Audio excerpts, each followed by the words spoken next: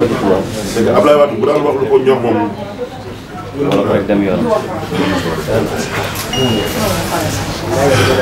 Je voudrais d'abord commencer par remercier tous les organes de presse ici présents, particulièrement la presse en ligne, qui à chaque fois que de besoin et sur invitation viennent répondre présents à nos manifestations.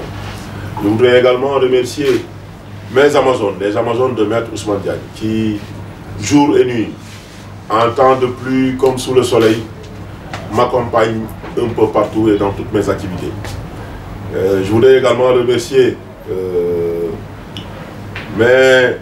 jeunes frères qui m'accompagnent tous les jours. Mon ami Madiba, ma très chère amie et épouse, Sorna Amidiao. Je voudrais également remercier le président directeur général du groupe Sarafina qui nous accompagne aujourd'hui en nous accueillant dans ce luxueux restaurant. L'invitation d'aujourd'hui a pour objectif principal de faire un peu la lumière de ce qui est en train de se tramer aujourd'hui. Comme vous le savez tous, l'actualité politique au Sénégal est occupée par les manœuvres fallacieuses et subversives du régime de Benno Bokk Yakaar, accompagné en cela par la coalition Wallu, avec à sa tête le PDS, qui par des manœuvres sont en train de faire de sorte que les élections du 25 février soient reportées. Ce qui serait une chose extrêmement grave pour un pays comme le Sénégal, qui a la réputation d'être un pays démocratique. C'est pourquoi nous invitons tous les patriotes républicains de ce pays à se tenir debout dans la paix et la sérénité pour faire face à ces fossoyeurs de la République. Nous avons tous suivi avant-hier sur une télévision de la place la députée Nafi Diallo du PDS dire à haute et intelligible voix qu'elle détiendrait des preuves probantes du versement d'un montant de 3 milliards de francs CFA à 2 juges du Conseil constitutionnel. Cette déclaration scandaleuse et extrêmement grave n'a suscité à ce jour aucune réaction du procureur de la République près le tribunal de grande instance de Dakar, en l'occurrence le procureur Abdou Karim Diop. Ce qui du coup surprendrait plus d'un d'entre nous. Parce que Abdou Karim Diop, le procureur de la République de Dakar, vous le savez tous, a la sulfureuse réputation d'arrêter à tout va, à toute personne qui a eu à dire un mot sur la magistrature. Et l'exemple de Diop Bassirou Diomaye Faye qui croupit en prison depuis quelque temps pour de fallacieuses accusations sur un post fait sur Facebook en est encore l'exemple. Donc nous interpellons le procureur de la République et nous l'invitons dans les plus brefs délais pour la survie de la République, pour la survie de l'état de droit, à ouvrir une information judiciaire et à convoquer cette Nafi Diallo pour l'entendre. Si les déclarations qu'elle a faites ont une seule once de vérité, qu'une information judiciaire soit ouverte contre ces magistrats. Mais si ce qu'elle dit n'est pas vrai, qu'une information judiciaire puisse être ouverte pour qu'elle soit interpellée dans les plus brefs délais, parce qu'il y va du survie de la République, il y va du survie de l'état de droit au Sénégal. Nous voulons tout simplement aussi interpeller son Excellence le Président de la République, interpeller toutes les personnes qui sont à la tête des institutions de ce pays, pour leur dire que l'élection présidentielle du 25 février 2024 ne saurait être reportée, car les Sénégalais resteront debout et exigent que l'élection se déroule à date échue. C'est pourquoi c'est dans cette lancée, et toujours fidèle à notre loyal envers la coalition Yewwi Askan Wi, une coalition visionnaire qui avait vu venir, parce que nous avions déjà vu venir. Nous savions depuis le début que le régime de Benno Bokk Yakaar n'était pas dans les dispositions d'organiser des élections présidentielles parce qu'ils savent que tous les sondages qu'ils ont eu à commanditer, tous les sondages donnent leur candidat 4e à l'élection présidentielle. Le candidat de Benno Bokk Yakaar ne se qualifierait même pas pour le second tour de la présidentielle. C'est pourquoi aujourd'hui, à travers des manœuvres avec leur nouveau allié de PDS, ils tentent de faire reporter l'élection pour changer de candidat, se préparer pour revenir. Ce que nous ne saurons accepter. C'est pourquoi, après avoir consulté nos amis, nos alliés, nos militants, et après avoir écouté tous les candidats qui sont passés nous voir pour solliciter notre soutien, candidats que nous remercions au passage, et je voudrais en citer le président Déthié Fall, qui nous a envoyé récemment une délégation, mais particulièrement le président Ali Mamadou Dia, qui nous a fait l'honneur de se déplacer pour venir nous voir à la maison. Mais après réflexion et après avoir consulté tout le monde, nous avons décidé de porter notre choix sur le candidat de la coalition Diomaye 2024, en l'occurrence le frère président Bassirou Diomaye Faye. Et nous appelons nos militants, nos parents, les Sénégalais épris de valeur à se joindre à nous, à battre campagne avec nous et à voter massivement avec nous pour élire le président Bassirou Diomaye Faye au soir du 25 février 2024. Je vous remercie. Nous ngi remercier nos amis de la presse yi nga xamante ni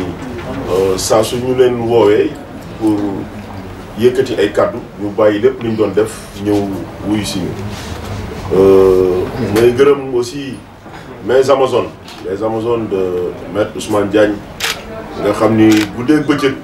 fépp fu ñu nekk rek muy taw muy naaj muy guddi muy bëccëg ñu ngi ñëw nekk suñu wet. di gërëm mes collaborateurs yi nga xamante ni ñoom ñoo may accompagner saa su ne, mais di beral gërëm aussi Rawane Sène muy président directeur général groupe Sarafina nga xamante ni tey foofu moo ñu dalal fii ci restaurant. ndaje mi nag li ko waral lu gàtt la te xam naa ni déclaration bi aussi du gudd, parce que ku nekk ci yéen gis na fan yi lii animé actualité politique au Sénégal mu nekk une tentative malencontreuse et fallacieuse du régime de Benno Bokk Yakaar ñu ànd ci ak le parti démocratique sénégalais jóg di def ay manœuvre te manœuvre yëpp li ko wundu du lenn loo lu dul teg ay pexe yoo xamante ni dinañu mën a randal élection yi.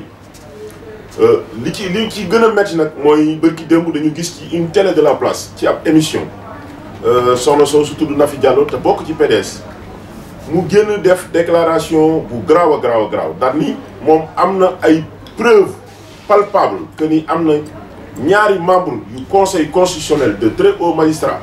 yoo xamante ni def nañ carrière de plus de 60 ans mu ni moom yor na ay firnde yoo xamante ni yu wane ni jox nañ leen 3 milliards yoo xam ni dañ leen ko gere pour ñu def lépp ba kale candidature bu Karim Wade nga xam ne moo nekkoon candidat bu PDS. wax jooju nag du li ma nekk ci justice moo tax mu metti ma, mais li ma nekk sénégalais nekk un patriote nekk un républicain suñu demee ba nit mën a taxaw Sénégal yëkkati kàddu yu mel noonu ni am na ay firnde ni am na ku yëkkati 3 milliards gere ko les plus hauts magistrats de ce pays là te boobu ba léegi dégguma fenn fu ñëwee procureur de la République bu Dakar muy Abdou Karim Diop jéem na ko wóolu loolu nekk loo xamante ni nii mbir mu doy waar la. Donc ñuy interpeller le procureur de la République de Dakar pour que dans les plus brefs délais mu wóolu ndaw soosu bu fekkee ni li muy wax am na ñu ubbi ci information judiciaire, bu fekkee ni li muy wax aussi amul ñu ubbi information judiciaire contre moom, parce que gis nañ ni procureur de la République bu Dakar post Facebook sax boo ko defoon di attaquer magistrat yi ñu convoqué la yóbbu la ci kaso bi. Et bi ci mujj mooy Bassirou Diomaye Faye nga xam ne dafa def post Facebook rek ci page am ñu jàpp ko ci yóbbu ko instruction ba tax na tey jii mu nekk ci kaso bi. Donc situation boobu nekk na loo xamante ni ñun dañ koy naqarlu di interpeller nag le président de la République, di interpeller tous les chefs d'institutions de ce pays. Parce que le Sénégal, qui soute ci ñun di interpeller tous les patriotes, tous les républicains de ce pays pour wax leen ni leen nañu jug taxaw tem ci jàmm ak ci salaam pour que le 25 février élection yi am ci ni ñu ko bëggee. Il n'est pas question d'un report de ces élections loolu moom duñu ko nangu tey duñu ko nangu ëllëg te képp koo xam ni taxaw nga temm pour xeex pour que élection yi déroulé wu à date échue kooku dinañ ci ànd ak yow. parce que crise bi am actuellement nii jàpp nañ ni mooy gën a graaw sax crise bi amoon ci diggante Senghor ak Mamadou Dia. Les Sénégalais ne semblent pas s'en rendre compte mais le 25 février bu élection amul ci dëkk bi ça veut dire que il n'y a plus de république au Sénégal il n'y a plus d'état au Sénégal et loolu képp koo xam ni républicain nga